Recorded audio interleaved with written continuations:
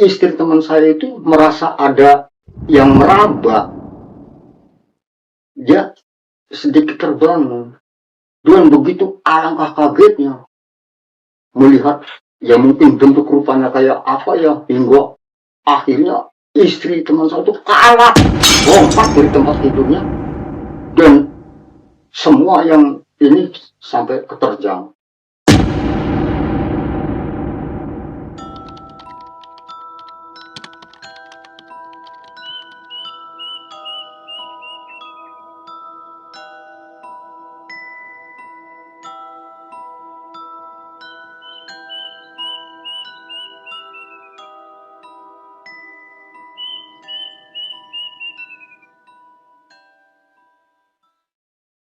Assalamualaikum warahmatullahi wabarakatuh.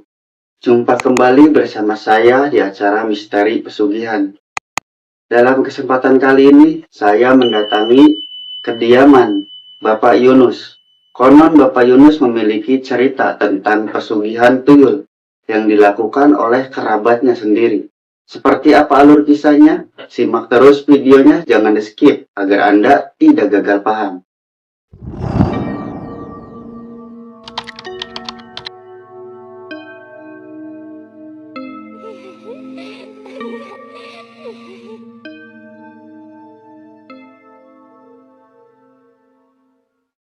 Baiklah Pak Yunus, apakah Bapak bersedia langsung bercerita tentang pesugihan tuyul yang kerabat Bapak lakukan? Itu seperti apa ceritanya, Pak? Baik, saya akan bercerita, yaitu perjalanan teman saya di waktu dulu saya pernah bareng bekerja. Dia pernah melakukan pesugihan, yaitu pelihara tuyul. Nah, saya langsung ceritakan dari awal. Dari sebuah desa yang dia tempat tinggalnya itu di desa di pesisir Pantura sana, pantai utara, yang masih belum padat penduduknya. Nah, dari sebuah keluarga kecil yang kehidupannya serba kekurangan. Itu di daerah mana ya Pak, kalau boleh tahu? Ya, saya nggak bisa sebutkan desa ya. Oh, baik-baik. Ya. Nah, berawal dia itu sebenarnya dari keturunan orang yang kaya, orang kaya. Cuman udah bagi waris gitu. Adik-adiknya yang dua itu masih memiliki tanah, ya, sawah. Gitu. Nah, dia sendiri habis, jatuh miskin lah. Nah, di situ dia berangkat kerja, menjadi pilih bangunan. Bertemu saya, lamalah bergelut kerja bareng. Nah, di suatu hari dia bercerita tentang perjalanan dia melakukan ritual pesugihan dengan piara tuyul itu. Nah, pada awalnya dia berpikir kepengen kembali hidup mewah seperti adik-adiknya. Nah, dengan cara cepat kaya ya, kembali lagi seperti waktu banyak harta. Akhirnya berpikirannya ke situ. Nah, pada suatu malam dia mengajak istrinya untuk mendiskusikan atau membicarakan niatnya itu untuk melakukan pesugihan. Nah, ketika satu malam dia mengajak istrinya untuk berdiskusi, merembuk masalah dia niatnya itu, ya sebenarnya dia juga takut istrinya menolak, tapi dengan berbagai macam cara membujuk istrinya. Nah, istrinya bertanya, Pak, apa kita mesti melakukan itu? Ya biar kita cepat punya modal lagi, Bu. Kita sudah hidup udah susah. Lihat yang adik-adik itu kita gimana caranya, udah gini aja Bu, kita pelihara tuyul aja. Lalu bagaimana Bu? Nah, dia menceritakan dengan berbagai macam cara ya, bujukan supaya istrinya itu mau. Pada akhirnya istrinya setuju. Ya udahlah. Nah, akhirnya apa ya, menemukan satu harapan lah ya. Nah, keesokan harinya itu setelah mendapat izin dari istrinya untuk pergi ke daerah Jawa, yang nggak tahu itu Jawa Tengahnya di mana gitu ya. Oh, di daerah Jawa Tengah. Di daerah Jawa Tengah. Nah, dia dengan membawa modal, berangkatlah teman saya itu. Nah, dia dalam perjalanan dia tuh udahlah, pokoknya yang dituju itulah harapan-harapan yang tercapai, niatnya untuk melakukan pesugihan. Sesampai di sana, kita singkat aja ya, ya udah di tempat yang dia dituju. Nah, di situ bertemu dengan kuncennya di tempat yang untuk melakukan pesugihan, yang tempat dia dituju itu udah sampai ketemu sama kuncennya, dia kasih apa pengarahan, artinya wejangan ataupun segala macam untuk persyaratannya. Nah, di situ teman saya ini bilang sama saya, di situ harus ada mahar, katanya harus membeli. Nah, waktu itu ya udah puluhan tahun lah ya, kita cerita waktu itu seharga 2 juta. Ya kalau sekarang sih mungkin karena udah zaman semakin ini ya, mungkin 5 atau 10 ke atas lah ya harganya. Waktu itu dia beli 2 juta.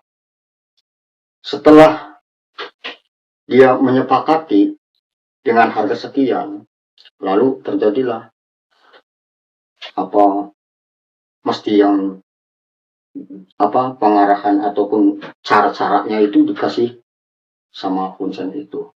Nah, di situ dia bercerita sama saya,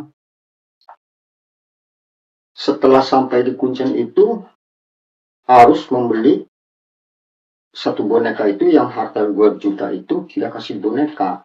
Nah, boneka itu nanti ini pasti harus ada syarat-syarat tertentu. Kenapa? Nah, ini kamu nanti bawa pulang boneka ini, nanti kamu ritual setelah di rumah itu dengan 7 rupa warna kembang. Terus boneka ini harus dimandikan dengan darah ayam cemani. Nah, terus kuncennya bilang, teman saya ini ya cerita lagi, harus membuat satu peti yang ukurannya sekian kali sekian, yang terbuat harus dari kayu jati. Setelah di rumah nanti, begitu cerita. Nah, akhirnya pada saat itu udah kesepakat, dia udah transaksi dengan dukun tersebut ya, kuncen tersebut. Tapi nanti kamu setelah berhasil, boneka ini, tuyul ini harus ditukar dengan anak kamu. Kamu sanggup?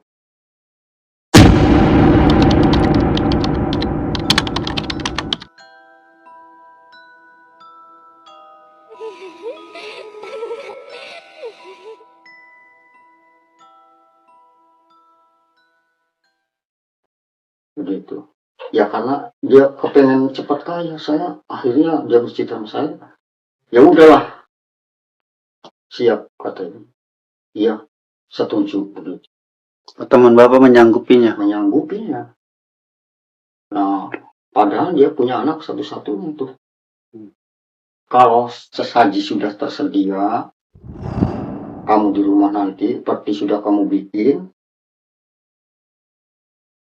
nanti tengah malam, tuyul akan datang. Setelah nanti datang, kan istri kamu sudah sepakat. Istri kamu harus menyusui tuyul tersebut. Tuyul ini, begitu. Nah, kalau sudah dikasih itu dia akan operasi. Dia akan mencari uang untuk kamu. Itu pun kalau istri kamu sanggup menyusui tuyul tersebut. Nah, itu yang pertama. Nah, kamu sekeluarga, terutama dengan istri kamu, itu jangan makan enak-enak di rumah. Nah, kalau kamu pengen makan enak, keluarlah.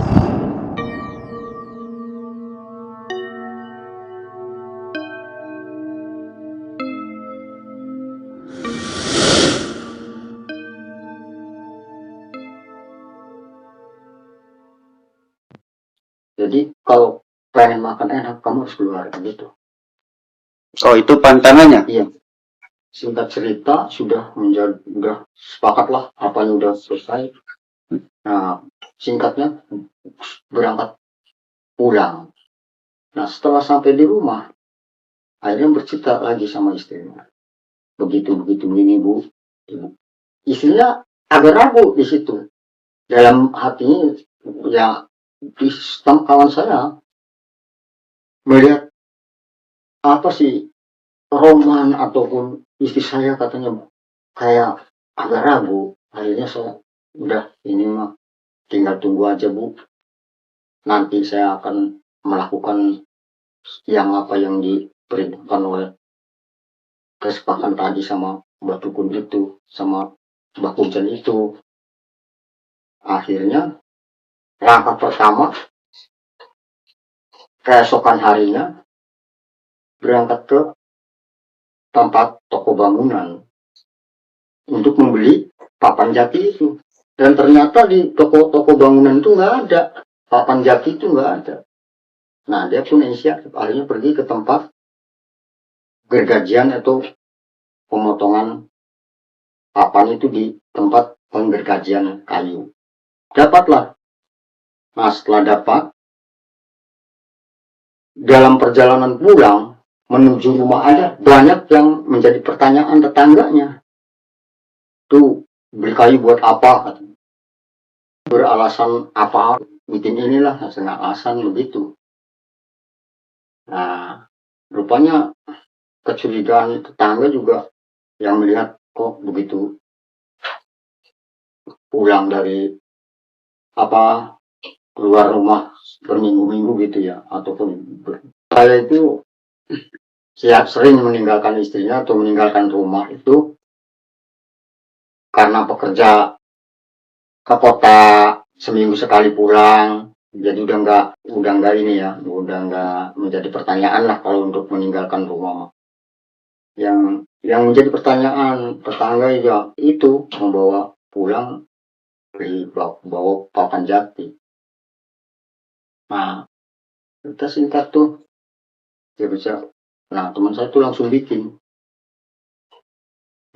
satu peti. Setelah peti jadi, dia bikin di dalam rumah. Satu bikin katanya saya di dalam rumah. Sampai nggak tengok lah, jangan berisik gitu. Akhirnya sudah jadilah. Nah, pada malam tertentu saya untuk ritual sesaji apa sudah disiapkan. Nah, bahkan saya juga ngumpet-ngumpet beli ayam cemani itu juga nggak kelihatan yang lain lah, kelihatan orang itu. Saya potong di tengah, kasih siramin ke ini boneka tersebut ya. Nah, tengah malam itu kan udah bilang sama istrinya, malam ini bu jangan tidur, kalau bisa saya di ruang tengah, saya nunggu katanya, ini udah siapin semua, tinggal tunggu aja, nanti besok bu kita punya uang banyak gitu. Dan istrinya ini kan keraguannya dari awal udah ada keraguan istrinya teman saya itu, karena teman saya udah rada apa ya, agak was-was sama istrinya itu, sanggup apa enggak gitu dalam. Nah, tengah malam istrinya tertidur pulas dengan teman saya. Nah, si suaminya itu ya, teman saya ini masih belum tidur, nunggu di ruang tengah. Karena rumah kecil, ada kamar, ada ruang, langsung ke depan kamar itu ya, pintu kamarnya. Dan kamar itu enggak ada pintunya, dan pakai hordeng. Rumah kecil namanya ya. Ketika istrinya sedang nyenyak tidur, tuyul itu datang. Karena sudah diritualin ya, udah dipanggil lah.